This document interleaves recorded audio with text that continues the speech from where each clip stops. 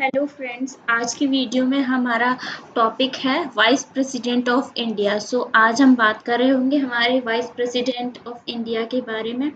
तो चलिए सबसे पहले हम देखते हैं कि कौन कौन से आर्टिकल हमारे वाइस प्रेसिडेंट से रिलेटेड हैं। तो जो आर्टिकल 63 है, आर्टिकल 63 बताता है कि there shall be a vice president of India.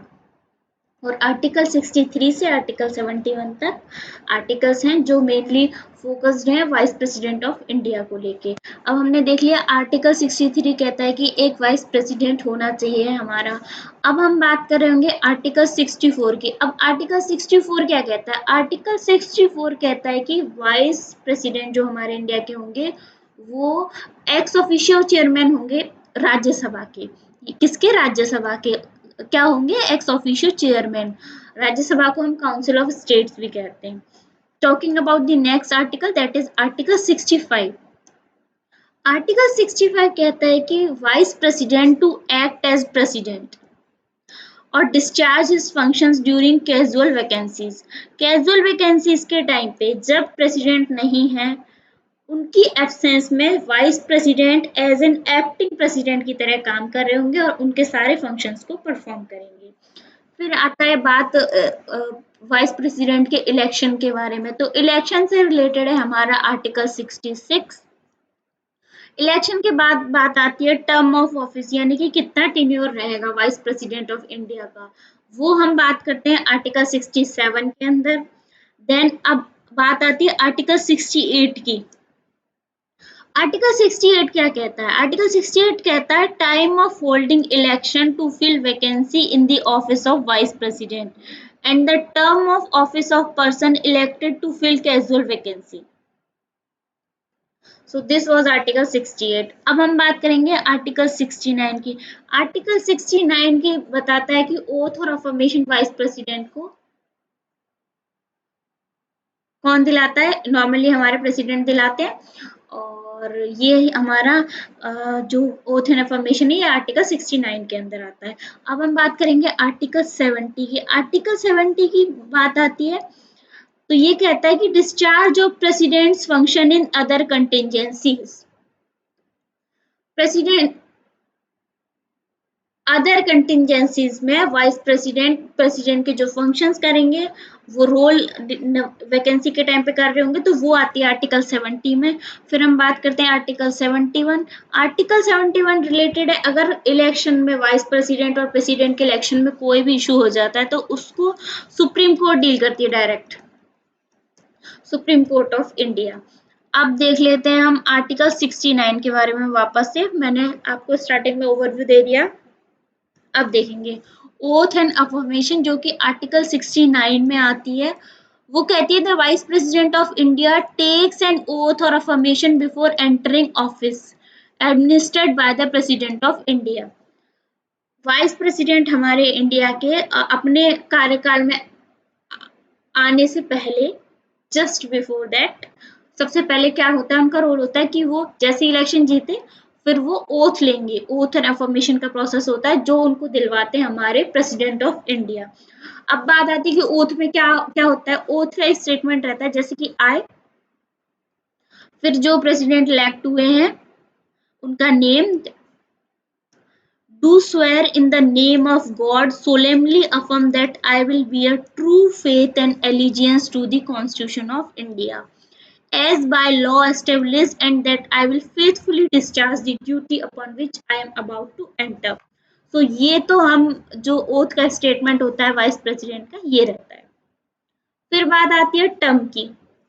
ये कितना ड्यूरेशन रहता है वाइस प्रेसिडेंट का, ये हम देख रहे होते हैं आर्टिकल 67 में। आर्टिकल 67 बताता है कि जो वाइस प्रेसिडेंट कितने टाइम तक अपने टेन्योर रहेगा, उनका टेन्योर रहेगा 5 इयर्स तक। लेकिन however he or she can continue in office beyond 5 years until a successor takes over। जब तक कि उनका नेक्स्ट सक्सेसर नहीं आ जाता, नए वाइस प्रेसिडेंट इलेक्ट होकर नहीं आ जाते, तब तक वो रहेंगे वाइस प्रेसिडेंट। 5 साल से भी ज्यादा हो जाता है। और जो इनके री इलेक्शन है वाइस प्रेसिडेंट के, उस पर भी कोई लिमिट नहीं है। एक पर्सन कई बार वाइस प्रेसिडेंट के इलेक्शन लड़ सकता है। अब हम बात करते हैं सैलरी की। वाइस प्रेसिडेंट ऑफ इंडिया को एक सेपरेट सैलरी नहीं मिलती है एज वाइस प्रेसिडेंट, हाउएवर उनको मिलती है salary as a chairman of Rajya Sabha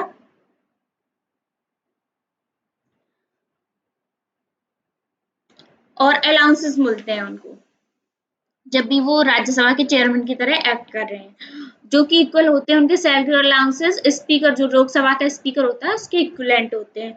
when acting as president ही, और जब वो प्रेसिडेंट की तरह वर्क कर रहे होते हैं वैकेंसी के टाइम पे, तब उनको जो प्रेसिडेंट को सैलरी दी जाती है वो दी जाती है। नॉर्मली जो चेयरमैन होते हैं राज्यसभा के उसके अकॉर्डिंग मिलती है। अब हम देखते हैं कि ये जो हमारे वाइस प्रेसिडेंट ऑफ इंडिया है वो रेजिग्नेशन किसको देते हैं। तो ये रेजिग्नेशन हमें हमारे वाइस प्रेसिडेंट ऑफ इंडिया देंगे प्रेसिडेंट को, सेम और वाइस वर्सा, प्रेसिडेंट देंगे वाइस प्रेसिडेंट को। The resignation becomes effective once it is accepted by the president. अगर प्रेसिडेंट रेजिग्नेशन को एक्सेप्ट कर लेते हैं तो इफेक्टिव हो जाता है, वो मान लिया जाता है। फिर हम देखेंगे आर्टिकल 67 के अंदर इनका रिमूवल का प्रोसेस भी है। The vice president can be removed by resolution pass by the Rajya Sabha with a majority of all members present and voting and agreed to by the Lok Sabha। जो वाइस प्रेसिडेंट ऑफ इंडिया है हमारे, वो किस तरीके से remove किए जाते हैं। सबसे पहले रिजोल्यूशन पास किया जाता है राज्यसभा में मेजोरिटी के साथ, और कौन सी मेजोरिटी, प्रेजेंट एंड वोटिंग की, और इस पर लोकसभा भी एग्री कर रही हो। फिर उसके बाद क्या होता है, जैसे ही रिजोल्यूशन पास हुआ 14 दिन का नोटिस दिया जाता है हमारे वाइस प्रेसिडेंट को। No formal impeachment process is required unlike the president. President की तरह कोई फॉर्मली इम्पीचमेंट प्रोसेस की जरूरत नहीं होती है वाइस प्रेसिडेंट के रिमूवल में, और इसको हम can be challenge in the supreme court under article 71।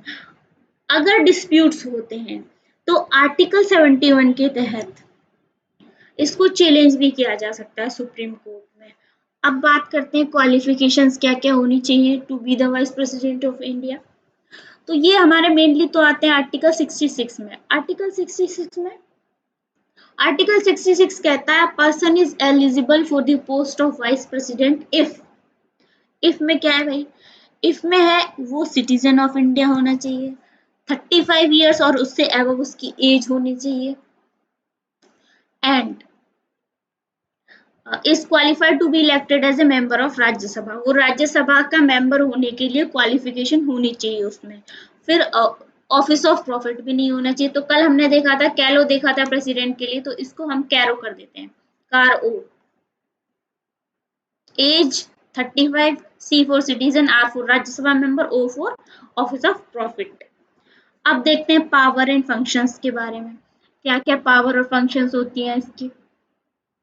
सबसे पहले हम बात करते हैं जो वाइस प्रेसिडेंट होता है वो एक्स ऑफिशियो चेयरमैन होता है राज्यसभा का, under which article, under article 64।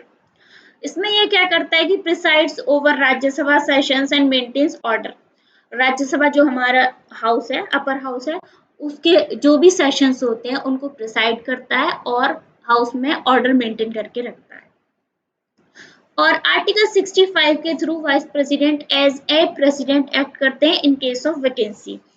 Discharges the functions of president during the absence, illness, death, resignation और removal of the president। तो ये कुछ conditions है, तब तब वो एज ए प्रेसिडेंट एक्ट कर रहे होंगे। कब कब, या तो एब्सेंस है, या फिर हमारे प्रेसिडेंट बीमार हैं, डेथ हो जाती है, रिजाइन कर देते हैं, या फिर उनका इम्पीचमेंट हो जाता है। इनकी कोई लेजिस्लेटिव और एग्जीक्यूटिव पावर नहीं होती accept acting as president। The vice president does not have legislative और executive powers।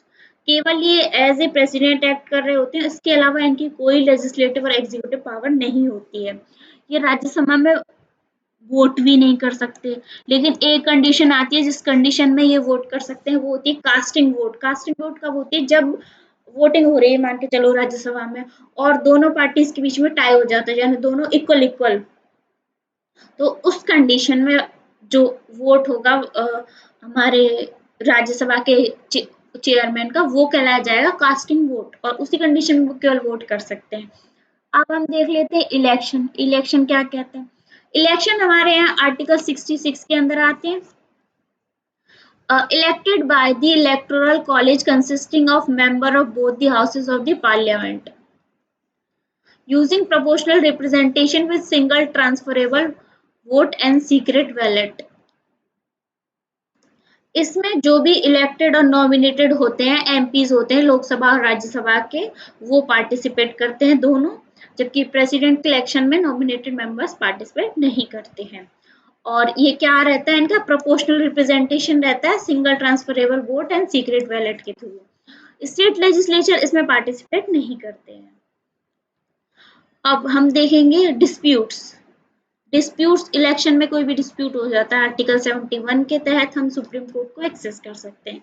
All disputes related to the election of the vice president are decided by the supreme court of India. कोई भी disputes हो जो election से related है vice president के, उनको जो डिसीजन मेकिंग पावर होती है उनमें सिर्फ और सिर्फ सुप्रीम कोर्ट ऑफ इंडिया ही होता है सुप्रीम, और उसी का डिसीजन फाइनल और बाइंडिंग माना जाता है। अब हम कुछ देख लेते हैं फीचर्स। कॉन्स्टिट्यूशनल आर्टिकल्स कौन कौन से हैं? 63 से 71 तक थे। मिनिमम एज हमने देखी थी 35 ईयर्स, टर्म 5 ईयर्स का था। ओथ इनको दिलाते हैं president as a president act कर रहे हैं अंडर आर्टिकल 65। राज्यसभा के एक्स ऑफिशियो चेयरमैन होते हैं under article 64।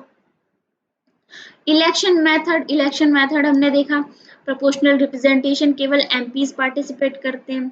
Removal process, Rajya Sabha में रिजोल्यूशन पास होता है और लोकसभा की सहमति भी चाहिए होती है।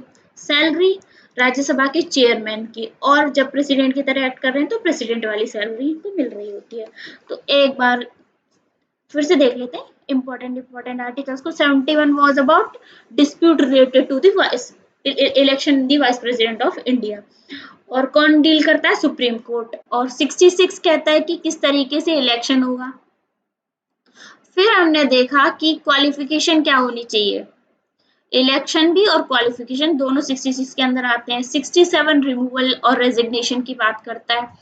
सैलरी वही मिलेगी जो एज ए चेयरमैन जो होती है राज्यसभा की, वो मिलेगी। 67 बताता है 5 साल का टर्म हुआ। ओथ है हमारी 69 के अंदर। सो this was all about the vice president of India. ऐसे ही और वीडियोस के लिए आप मेरे साथ जुड़ते रहिए लर्न विद हिना पर। So thank you.